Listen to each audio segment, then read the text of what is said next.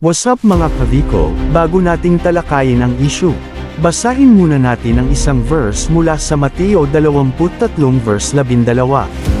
Ang nagmamataas ay ibababa, at ang nagpapakumbaba ay itataas.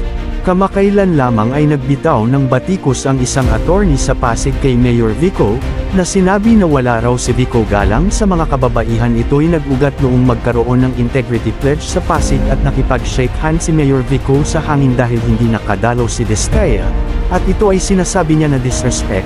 Subalit makaraan lang ang ilang araw mula nang sabihin niya iyon sa kanilang pangangampanya ay nagbitaw siya ng biro tungkol sa mga single mom na pwede daw makipagsiping sa kanya kung sila ay nireregla pa. Siya ay binigyan ng show cause order ng COMELEC para magpaliwanag, subalit mga kaviko ilang araw lang matapos siyang pagpaliwanagin ay nagkaroon na naman ito si attorney ng panibagong issue. Ang body shaming.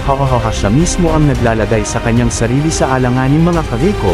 Totoo nga ang sabi sa Kawikaan 21 verse 23, ang taong nag-iingat sa kanyang mga sinasabi ay nakakaiwas sa gulo.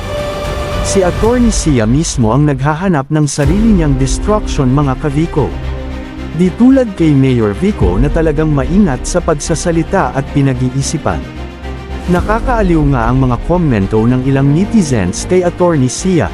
Sabi ng isa may natalo na. Ang iba naman, unfairness consistent siya. At Badungdant 6, he's bringing the whole team down. Shamsi was wise to move out. Kaya yan mga kaviko, talagang nakaabang lahat bilang mga taga-Pasig sa nalalapit na eleksyon. Hahaha, sa mga solid Vico supporters dyan, palike and subscribe mga kaviko. Salamat, peace out, God bless.